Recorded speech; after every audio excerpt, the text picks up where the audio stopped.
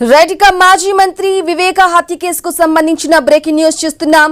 మాజీ మంత్రి వివేకానంద రెడ్డి హత్య కేసు దర్యాప్తు పూర్తయినట్లు సుప్రీంకోర్టుకు సిబిఐ తెలిపింది. ఒకవేళ సుప్రీంకోర్టు ఆదేశిస్తే తదుపరి విచారణ కొనసాగిస్తామని చెప్పింది. ఇక ఈ మేరకు సుప్రీంకోర్టు ధర్మాసనానికి సిబిఐ వెల్లడించింది.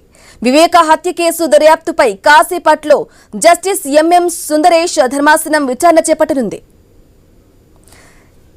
ఇక వివేక హత్య కేసుకు సంబంధించిన పూర్తి సమాచారం మా ప్రతినిధి శ్రీనివాస్ అందిస్తారు. శ్రీనివాస్, 6 ఏళ్ల తర్వాత కూడా ఇప్పుడు సిబిఐ నోటి నుంచి కూడా ఒక కేసుకు సంబంధించినటువంటి పూర్తయింది విచారణ మొత్తం అనేది కూడా సుప్రీంకోర్టుకు తెలియజేయడం పట్ల కూడా పెళ్లికొచ్చే అవకాశంగా కనిపిస్తుంది. ఎందుకంటే ఇప్పటికే వివేక హత్య కేసులో దాదాపు 2019 నుంచి కూడా చాలా ట్విస్టుల మీద ట్విస్టులు, చంపిన వాళ్ళు పక్కనే ఉన్నప్పటికీ కూడా వాళ్ళకి సరైనటువంటి ఆధారాలు లేకపోవడంతో ప్రస్తుతం అనేకమైనటువంటి మలుపులు తిరిగింది. ఏదైతే అప్పటి టీడీపీ ప్రభుత్వంలో చివరిలో ఎన్నికల ముందు కూడా ఈ సంఘటన చోటు చేసుకోవడం పట్ల కూడా అనంతరం కూడా వైసీపీ హయాంలో కూడా కొంచెం నీరుగార్చిందని చెప్పి ప్రస్తుతం కూటమి ప్రభుత్వం చెప్తూ వస్తుంది. అయినప్పటికీ ప్రభుత్వాలు మారుతున్నప్పటికీ కూడా వివేక హత్య కేసులో కొలిక్కి రావడం పట్ల ప్రస్తుతం కుటుంబ సభ్యులు కూడా తీవ్రంగా అంతర్మాదం పడుతున్నారు. ఎందుకంటే ఒక రకంగా ఇటు హైకోర్టు, తెలంగాణ హైకోర్టు నుంచి సుప్రీంకోర్టు, అలాగే ఏపీ హైకోర్టు, అలాగే ప్రభుత్వ ముఖ్యమంత్రులు కూడా వాళ్ళు ఎన్నిసార్లు విన్నపించుకున్నప్పటికీ కూడా ప్రస్తుతం కుటుంబ సభ్యులకు కూడా ఏమాత్రం కూడా నిరాశ మిగిలిందని చెప్పవచ్చు. ప్రస్తుతం ఏదైతే సిబిఐ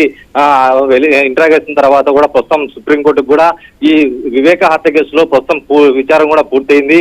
మీరు తమ అనుమతిస్తే కూడా పూర్తిగా నివేదిక ఇస్తామని చెప్పడం పట్ల కూడా ప్రస్తుతం ఈ రోజు విచారణ కొనసాగే అవకాశం ఉంది. ప్రస్తుతం ఏదైతే సుప్రీంకోర్టులో ప్రస్తుతం నేడు విచారణ సందర్భంగా ప్రస్తుతం ఎటువంటి స్టెప్ తీసుకుంటుంది సుప్రీంకోర్టు అనేది కూడా ప్రస్తుతం ఆసక్తిగా మారిందని చెప్పవచ్చు.